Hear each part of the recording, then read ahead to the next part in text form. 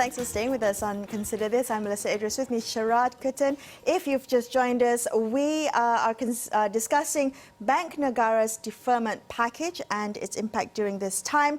Malaysian Trades Union Congress has welcomed Bank Negara's directive, saying that this was the single most important initiative since the COVID crisis. However, the MTUC was critical of the announcement for allowing for EPF Account Two withdrawals, calling it a case of having to rob from one's own savings and the failure of the government to protect its people. Now, MTUC has called on the government to use its reserve funds to provide interest-free loans of at least 5,000 ringgit each to help EPF members to sustain their households during this crisis. We have joining us on the line Jay Solomon, Secretary General of the Malaysian Trades Union Congress, or better known as MTUC. Solomon, good evening. Thank you for joining us. Now, what exactly has the MTUC observed regarding the effects of the movement control order on workers since it began, I think just a little over a week now? Yes, good evening. The effects ranges from devastating disruption to lives, businesses, and livelihood, coupled with numerous contradictions. It is not totally a lockdown, but movement control order. First, it was MCO for all except for essential services. Then exception letters began to emerge for non-essential industries.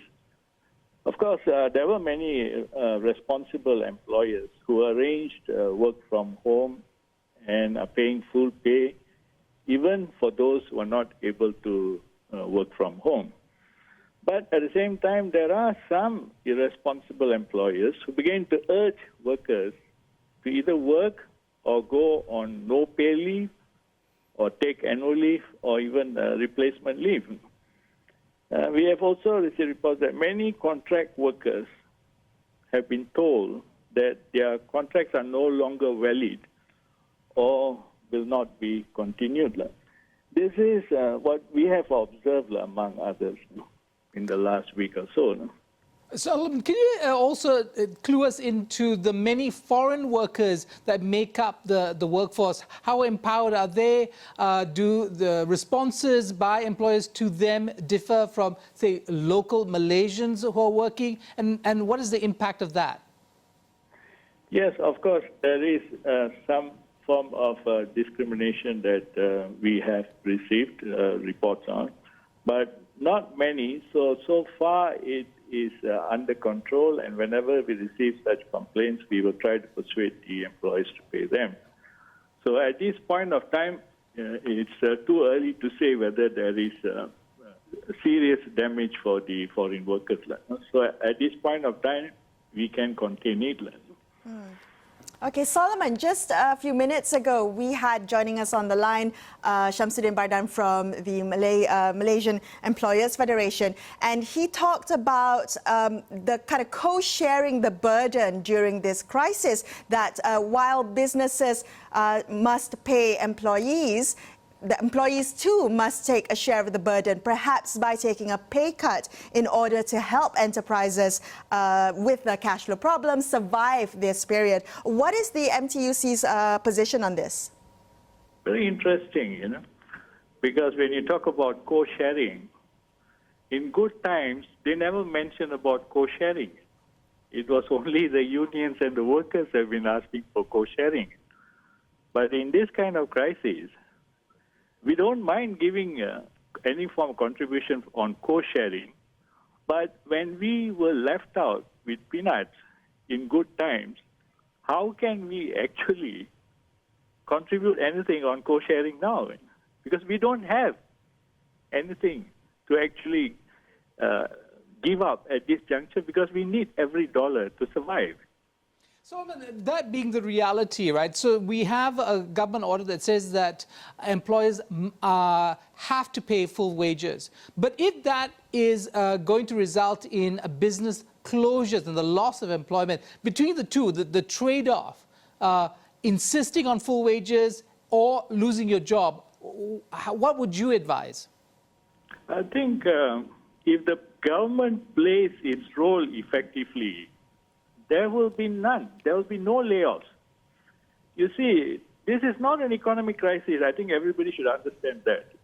It's a global pandemic crisis. So the government has to take charge and ensure everyone's livelihood is protected, especially the SMEs, the formal and the informal sector workers will be the most vulnerable, and they should be assisted very by the quickly, government. can I get you to clarify, the government must play its role. What is that that you are proposing?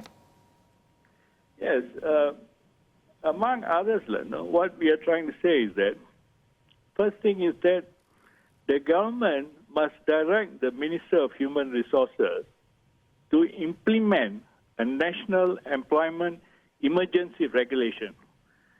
This will prevent retrenchment, among others.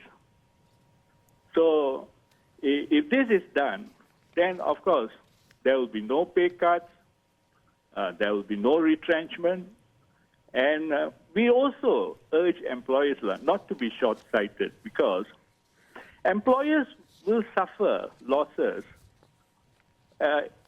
if they decide to actually create unemployment. They must realize that employers who suffer losses must prove the losses. Until then, it's wrong to ask workers to take a pay cut or retrench them. So employers must be mindful that businesses will not be able to revive if the workers cannot survive. In the remaining time, Solomon, that we have, could you quickly explain to us the MTUC's People's Livelihood Fund proposal that you have? Yes, I mean, the People's Livelihood Fund that we're talking about is that we must understand a global pandemic crisis has struck the core of the nation. That is the rakyat.